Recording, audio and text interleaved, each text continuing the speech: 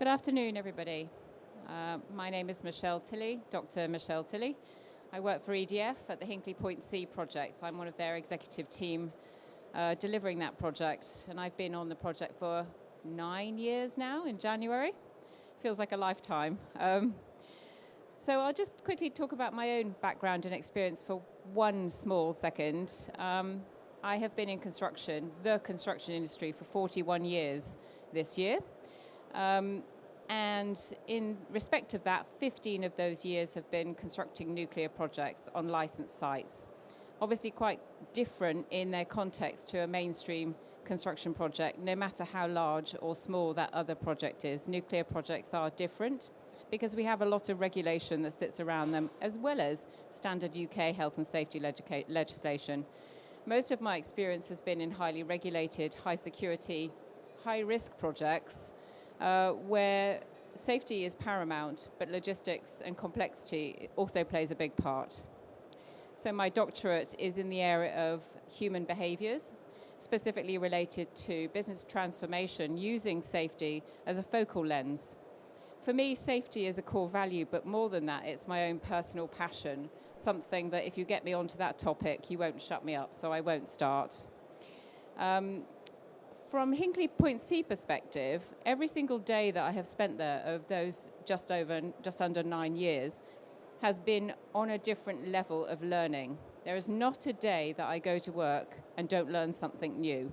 There's a new challenge, a new complexity, a new solution required, or just something that has not been done before. Hinkley Point C really is a true first of a kind project. Sorry, I'm not speaking loud enough. So I think the complexity at Hinkley Point C on a scale and complexity is unparalleled in the UK.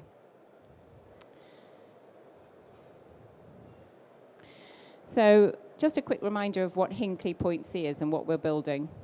It is a twin EPR reactor power station in the southwest of England. It's not central. We have difficult geography, and we have a struggle to attract people because it's right on the coast. It's forming a significant part of the UK's energy security and contribution to fighting climate change. 3.2 gigawatts, or 10% of the UK's current electricity consumption. The first new nuclear power station in the UK since Sizewell B station was built in 1995, representing, as you'll have worked out, a 30-year capability gap. Hinkley Point C is Unit 5 and 6 after Flamanville, Okilotu, Taishan 1 and 2. But Hinkley Point C is not identical to any of those plants. UK regulation and UK context adaptations have been significant in the way that we've had to build this plant.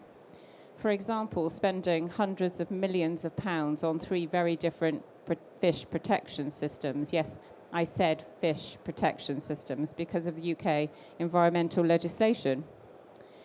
We've had to input a bespoke non-computerized INC system alongside our computerized INC system. All of this leads to the natural evolution of increased HVAC sizes and density, which then meets UK-specific standards around temperature controls. We've had to add 2 extra floors on the safeguard building as a result of that. So you'll see straight away that small changes, or what sound like small changes, have simply increased the complexity of Hinkley Point C. Another example of that really is the 24% structural concrete increase, 35% more rebar in the nuclear island compared to that of Flamanville 3 in France. This really is due to a number of things, but mostly around the UK context for seismic qualification. Fortunately, all of that pain is avoided in the next of our UK EPR fleet at Sizewell C, which will be as identical as possible to Hinkley Point C from J0 upwards, with the exception, of course, of different ground conditions presented at Sizewell C. So to make life easier, the best thing I can do is to show you a short video, which we made last month, and there should be a French subtitle running here. Welcome to Hinkley Point C, Britain's first nuclear power station in 30 years. It'll provide reliable, low-carbon electricity to meet around 10% of Britain's demand. I'm standing on top of the dome of our first reactor building, more than 50 meters above the ground. Wow, the site has changed so much since our last tour. Just over there, our second identical unit, with its roof now on. It's catching up fast. Many of Unit 1's amazing structures are nearing completion, and now its fit out is gathering pace. So let's take a look and see what's new. We're inside the first reactor building, where we're installing the steam generators. They're like huge nuclear power kettles, and we've got 4 in each unit. They get their heat from the 500-ton pressure vessel, which was installed last winter, where the nuclear reaction takes place. We're now welding all these big parts together into one system called the primary circuit. All over Unit 1, teams are moving in to install the pipes, cables and equipment that will make everything work. That's a big change from pouring concrete and digging tunnels, so we're making sure everyone is set up to hit the ground running. Let's see where some of that crucial work is happening. Morning, gentlemen.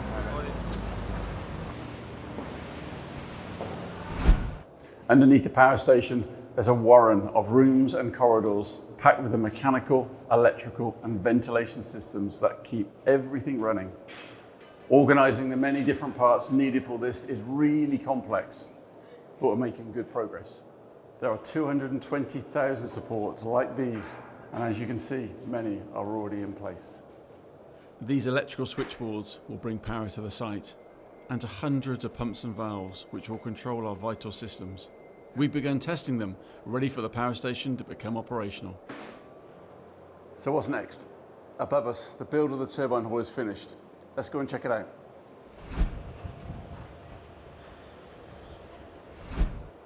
This is where the magic happens, where we'll generate the electricity. It's a huge space, longer than a rugby pitch and taller than Nelson's column. Since your last visit, the roof's on and the building is watertight. And we're well progressed with installing the Arabelle turbine and generator. Let's head to Unit 1's pump house.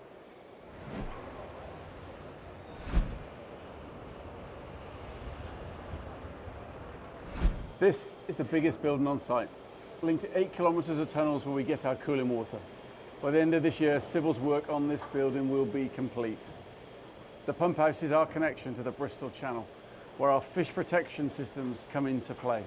Did you know Hinkley Point C has more fish protection measures than any other power station in the world? We're busy testing these this summer. Let's move on.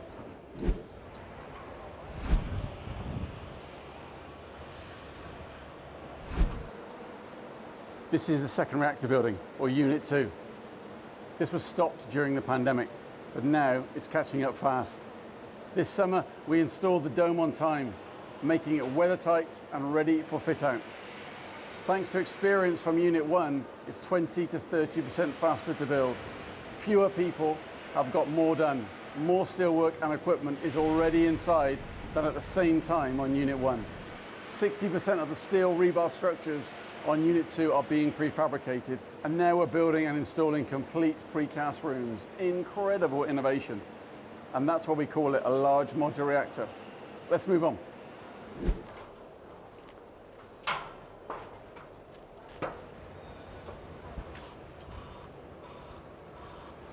This is hands down one of my favorite views of the site. You can really see the power station coming to life with its final shape taking form. And it's paving the way for Sizewell C, our identical twin, which has recently got the go-ahead and will join Hinkley Point C in powering a cleaner, more secure future for Britain. Everything we've learned here will benefit them from the start. I hope you've enjoyed the tour. I'll see you again next time. So that was presented by Simon Parsons, who is our delivery director, and his passion is that project. Thank you to Simon in his absence. So let's just move on. And as you'll have heard in Simon's tour there, we're going through a major transition on site as the MEH fit-out becomes really our main activity here.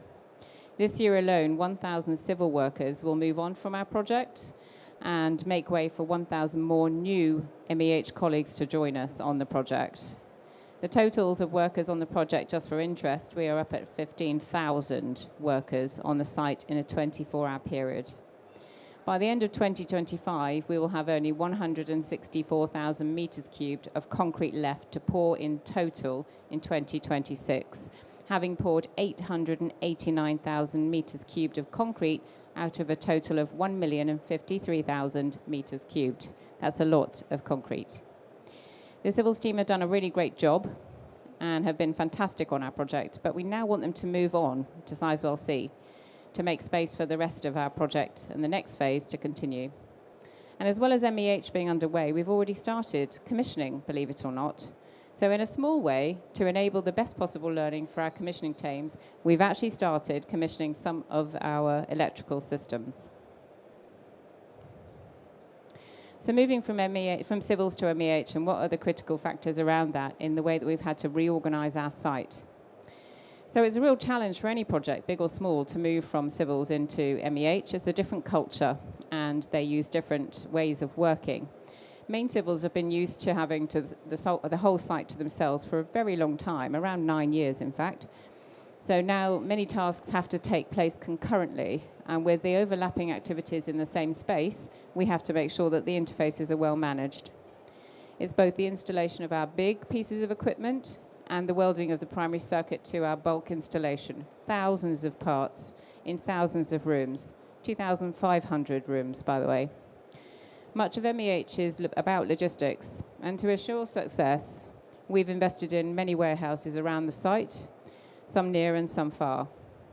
And first-of-a-kind intelligent digital tools to help us manage the 158 million ECS codes, each of which represents a piece of equipment, a piece of bulk, or an asset on the project. To do that, we've also employed a digital asset tagging system. We focused on data and planning reliability and schedule at level 4 and 5 linked up to level 0, all of that integrated into our digital tools. We've had to do this because as a client, that capability did not exist in the supply chain yet. This is real first-of-a-kind digital technology, and applying that has been quite the challenge. So we've really focused on also access to the workfaces and availability of what's finished and what's not. With 2,500 rooms in a plant where you can't see people, you have to know where people are working, when they've finished, what they've installed, and what they haven't installed and why. So we're presenting ourselves with tools now which add on to our digital systems around reliable, almost real-time data on what has been completed and what's available to start, where the materials are, where they can be found, and in what sequence they need to be installed, because these things are not intuitive when you're working at the scale that we are at Hinkley. I'm just going to focus on this digital tools slide for a second. This really represents how we've installed digital tools into the project. Our plant lifecycle management system is really founded on 3 different systems: a Dassault System product switch, DS3, for our reference model, Asset Suite 9, which many of you will have heard of and be familiar with its long nuclear heritage, and Team Center, a Siemens product, which we've used as the foundation document management tool. These 3 systems are fully integrated with each other, and all that data is held in a file format agnostic data lake. That represents us with a single source of data for the whole project, accessible by everyone through every system. This will flow seamlessly into operations as a record of the project, and these 3 systems are fully integrated with our construction systems, which will shortly also include a couple of additional systems called NetVibes and MTA. These will benefit the aspects of our almost real-time data in piping and in the PMO to assess and report against progress. Configuration control is also played a big part in the use and the business case for our digital systems through construction as built into operations. And the assurance of that configuration control is immeasurable in terms of its benefit. So just a further slide here on some of our digital tools. This is the level 4 single planning environment, which is being augmented with our NetVibes platform. Proof of concept is now complete and will support our almost real-time delivery, fully integrated with Switch, the Dassault platform. This will support the journey as we go through the life of the plant. It supports as required, as designed, as manufactured, as built, as handed over, as commissioned into operations. That's real first-of-a-kind technology. Whole end-to-end life cycle, plant life cycle management system. And eventually, we shouldn't forget that this will see us into the decommissioning of our plant many, many years ahead of today. So let's talk about prefabrication a little and some of the more physical innovations that we've seen in our nuclear project. There's been a huge transformation in the performance of our civil construction workers between Unit 1 and Unit 2 due to the high levels of pre-construction that we've managed to achieve in Unit 2. We hear an awful lot about SMRs, small modular reactors. Well, Unit 2 really is, as Simon said earlier, a large modular reactor, and we have put it in that position. The performance improvement has been due to the experience gained and the innovations made. And on Unit 2, it's given that the design detail is complete. On Unit 1, some of that detail was not complete, and working on a nuclear project with an incomplete design is a really challenging place to be.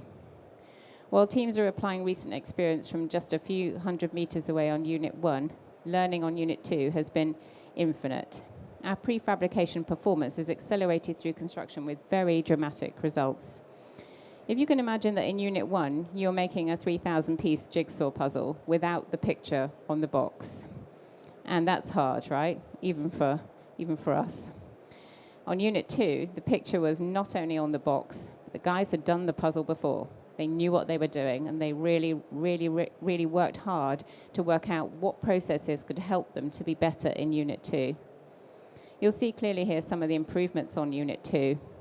17 days per section of the HR building liner on Unit 2 compared to 54 on Unit 1. That's quite a difference, a 70% improvement. We can't ignore that.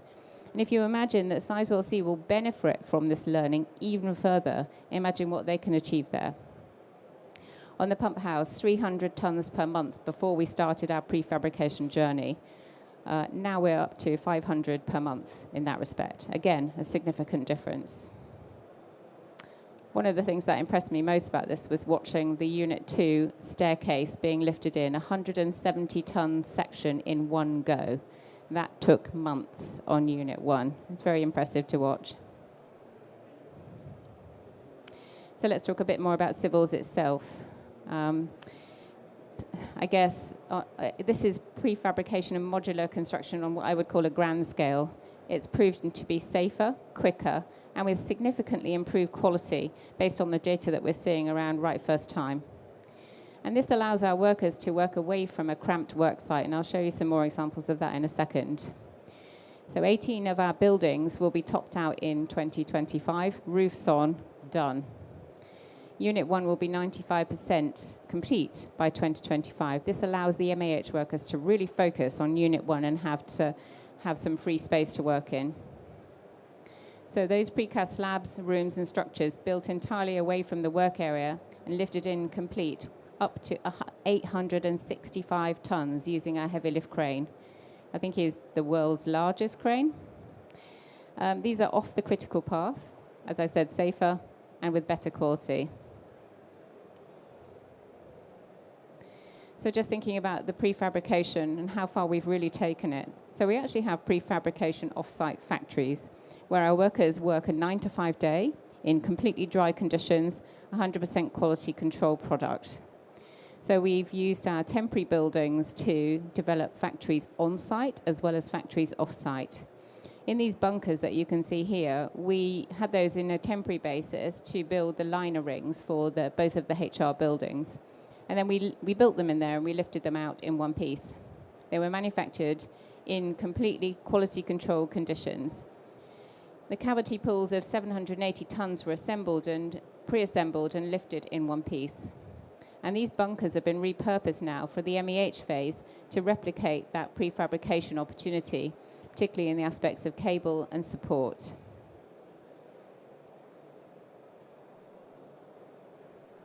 So just moving on to the real off-site construction.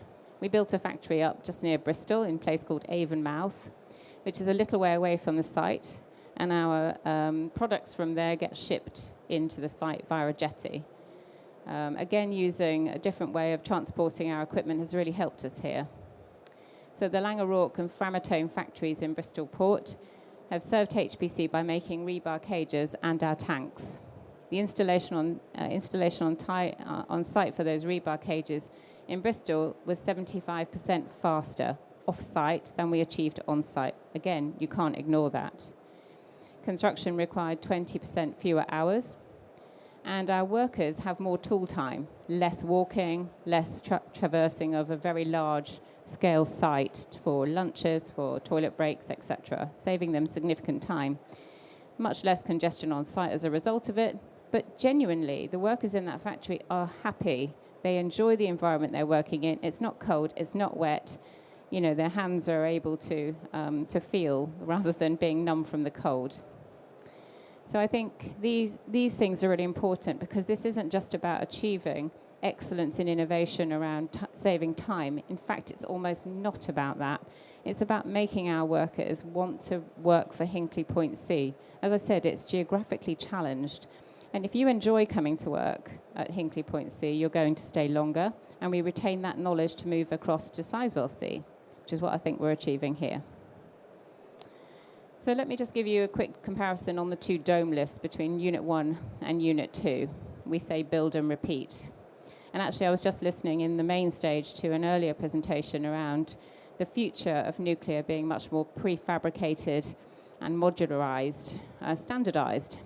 Standardized, I completely agree. That maybe is the future, because UK context hasn't really allowed for us to do that. However, I would say the future is here with Hinkley right now. We are modularizing, we are prefabricating, and it is off-site. So maybe that makes us ahead of the curve, I'm not sure. So our intention here is to build and repeat with as few changes as possible, and it's what we've learned is the best way to improve performance for our nuclear new build, and of course passing those lessons on to Sizewell C and to EPR2, the six units that they're planning to build there. The evidence for success is in our Unit 2, as I've just underpinned there. It underpins the series approach for the EPR2 program and is identical to the SMR philosophy for construction. First-of-a-kind builds are really hard, especially with a long gap, or true first-of-a-kind with no precedent. Identical series do deliver real benefits, and we've been able to show that between Unit 1 and Unit 2. This dome lift was a very useful comparison moment between our two units, and you'll see some of the headlines there. We conducted Unit 2 with 30% less labour to do 40% more work quicker. 300 tons more structural steel inside Unit 2 was in there before we put the dome lid on. So 44 additional radiation blast-proof doors in Unit 2 versus 28 in Unit 1. And these are walled-in doors, so it's no mean feat to actually get them in and out of the buildings once the dome is on. We have more equipment, such as heat exchangers installed in the building, and the containment rings themselves were poured 40% faster. The dome weld, pretty impressive this one, was 90 days faster. This is real and measurable, smart improvement, all of which adds to safety, quality, time, and cost. I'm just going to touch on Project Bridge here for a second. Project Bridge is an initiative that we have on a collaboration with our French shareholder. This is really around sharing knowledge between our EPR fleets across Sizewell C, and particularly the EPR2 fleet. We're working hard to make sure that the experience that we've gained at Hinkley isn't lost as we move between EPRs. And we've been very fortunate to have also the help and support of our Chinese shareholder CGN in support of actually sharing knowledge with us from their learning at Taishan and other EPRs out in China. So I'm really pleased to say now that many of my colleagues are now at Ponley, both British and French colleagues. Others are across at Sizewell C, starting that journey and sharing that learning. And many of our French colleagues will work through in Hinkley through the Project Bridge program on expatriation, so that they return to EPR2 with real and direct experience of EPR construction that they can bring to the fleet effect there. So with that, I'm not sure how I am on time, but I'm happy to take any questions if you have any.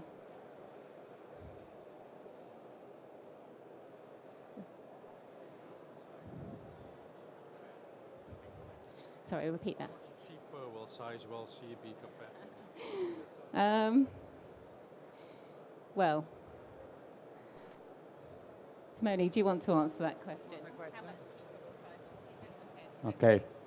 So the current estimate for Sizewell C is a cost of 38 billion pounds. The current central estimate for Hinkley Point C is something along the way of 45 billion pounds. So that's the difference. I would say that the main thing, it will be faster to build, because as Michelle has illustrated, knowing the design before you start, it will enable to optimize the production, like we are doing on Unit 2 in HPC, and even better than that. Thanks, Simone. Simone is our CEO of EDF UK. He sneaked in without me noticing him, so I'm glad I was able to exploit his wise knowledge. Do we have any other questions? Oh, there's one over here. Okay. Oh, okay, thanks. I thought I was going to get some more steps in then. Thank you very much. We haven't had a schedule update on Hinkley Point C since, I think, January 2024. Could you give us the latest expectations? Yeah, we're due to go on the bars at the end of the decade. So no change from the baseline from 2024? No. Okay, thank you. Yeah. Do we have any other questions? Questions? Oh, one here. Sorry.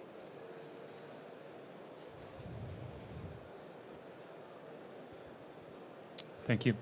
What is the overall time saving from the first one to the second one at Hinkley Point C? So we will be back within our 12-month gap. So we drifted out because of COVID. COVID had a big effect on the project because we had to stop work on Unit 2, as Simon mentioned in the video, and we could only focus on the critical path in Unit 1, which meant that we worked out of sequence for quite a long time on Unit 1, adding to the complexity. So we were somewhere near 2 years gap at one point. We're almost back to 12 months now, and we hope to bring that maybe within the 12 months gap marginally, but it'll be roughly around back to 12 months. So the saving is around 12 months. Thank you. We've got another one over there, Lise.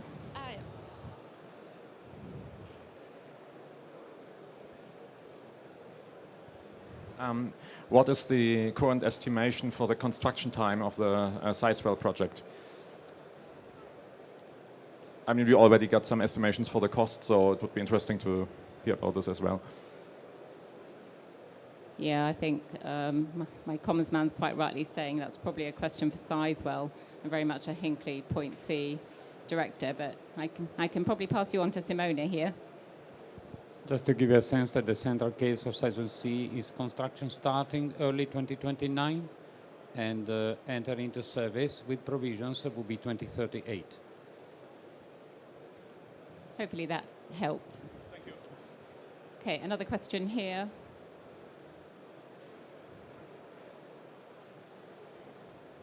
Thank you for the presentation. I was wondering, clearly you had some estimation from the learning rates between Unit 1 and 2. How are your estimation when you compare it with the actual that you showed us in the presentation? Is it better? Is it worse? Is it learning going better than you expected? So I think if you go back to the very beginning, I think we were idealistic in our thinking that we would know this would be easy for our supply chain, and in reality, classic, perhaps rose-coloured glasses of every project that starts everywhere, maybe a little optimism bias, and we thought they would be the same. Being honest with you, they really are not the same. And actually, some of the challenges that we faced in Unit 1 will hopefully never fall under another project again, like COVID, like Brexit. That said, however, I think it's important to recognise that with every series of even the most complex or simple buildings, you get really good savings as you move through. I can quote many. I can tell you at Heathrow where we've achieved that. What I would say, though, is that the learning has been significantly more between Unit 1 and Unit 2 in this case because of the simple nature of absolute first of a kind for Unit 1 and a supply chain that had a very long 30-year capability gap. that capability gap has been very hard and very costly to rebuild, actually. And that's something that's not related to EDF. EDF is actually doing here, I think, a great service to the nuclear industry by driving a new nuclear value-led supply chain into the UK, which didn't exist.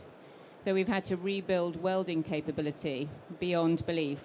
You know, doing all those things, we've spent almost 10 years training specialist welders to weld our primary circuits and HIC components. This is a phenomenal investment for EDF and CGN as shareholders. And I think that needs to be respected, because there'll be no other EPR in the UK that gets built which has to suffer those consequences. The SMRs will have a nuclear supply chain that's really ready to go. So actually, I think this has been possibly the most difficult journey that could have been undertaken for any nuclear new build provider in the UK at any time, past or present. So, okay, thank you.